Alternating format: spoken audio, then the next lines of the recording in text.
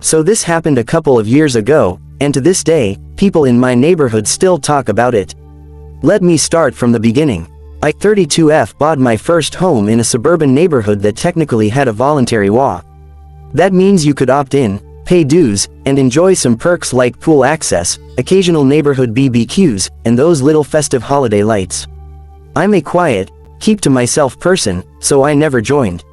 My property was well kept, and no one ever had a problem with me. Karen, late 50s, moved in across the street 6 months after I did. The moment the moving trucks left, she started poking around, asking nosy questions. Who lived where? Who did or didn't pay into the HOA? Classic clipboard and sunglasses type. Within 2 weeks, she somehow weaseled her way into the HOA board. I ignored her, thinking it wouldn't matter. I didn't even join the HOA. What could she possibly do? Oh, how wrong I was. The start of the madness. A month after she joined, I started getting violation notices in the mail. Things like trash can visible from the street, it wasn't. Unapproved lawn ornament, a solar-powered garden light, unsanctioned paint color. I hadn't painted anything. At first, I thought it was a mistake, until I noticed the signature at the bottom of each notice, Karen D., HOA Secretary. She was targeting me. Still, I brushed it off and ignored the warnings since I wasn't even a member. Then came the fine notices.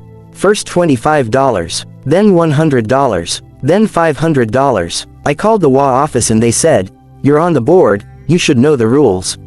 Wait, what? Turns out someone had registered me as an HOA member, nominated me to the board, and then voted me in as a new treasurer. It wasn't me. I marched over to the HOA office, demanded to see the registration form, and there it was. My name, forged signature, and even my driver's license photocopied and attached. Yup, Karen had stolen my identity to fake my membership, get me on the board, and then start fining me under my own name for violations she invented. Why? Because, as I found out later, the HOA bylaws had a rule: board members could not be fined. But they could fine each other. So by making me a fake board member, Karen could fine me as a fellow member and redirect scrutiny away from herself, who actually had multiple legit violations. She thought she was a genius. She wasn't. I filed a police report for identity theft. When they looked into it, they discovered Karen had not only stolen my ID, but had also forged documents for 2 other neighbors to manipulate votes at HOA meetings. One of them was an elderly veteran who hadn't left his house in months. When the police raided her house, they found a whole file drawer full of fake documents, altered IDs, forged signatures, HOA forms. It was insane. She was arrested on the spot for identity theft, fraud, and harassment.